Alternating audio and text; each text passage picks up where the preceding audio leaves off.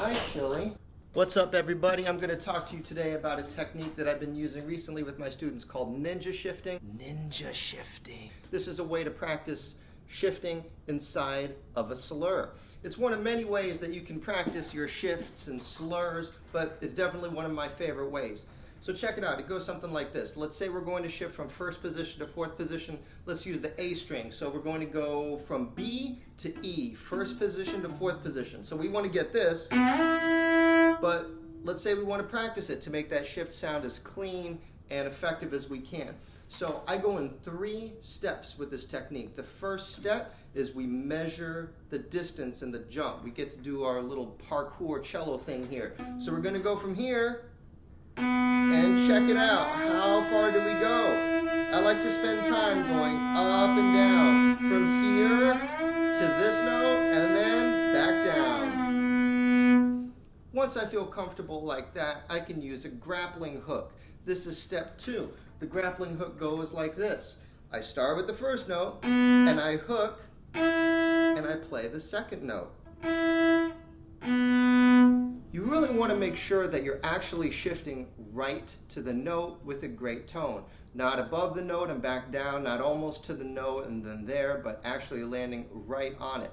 Now once you can do that, we add the third step, which is the smoke bomb. So you play the first note, your bow goes like this as you shift up, and then you land. I'm going to show you again. We go here, your bow glides, and then you go. Now as you practice that, you decrease the duration of the smoke bomb, so it goes like this. Like that.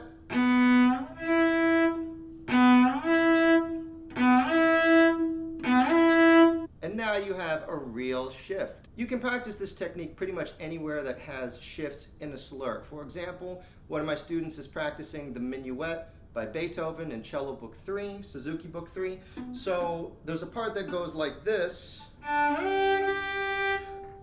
So we're going from first position to fifth position. This is a little bit different, but it's the same principles. You're going to go from D to G, measure the distance. Once you have this, you add the grappling hook. You're going to go practicing that. Once I can get that, I start using the smoke bomb. I go here and here, here and here. And it might take a while. It might take a lot of practice and repetitions to get it, but I can start closing the distance. And then finally, I got the real deal right there. So like I said, this is one of my favorite ways to practice shifting. If it's helpful for you, please give it a like or say something down below. And if you like this, you might want to check out the videos that I did on vibrato. I'll put those down in the description too. That's all for today. I'll catch y'all on the next one.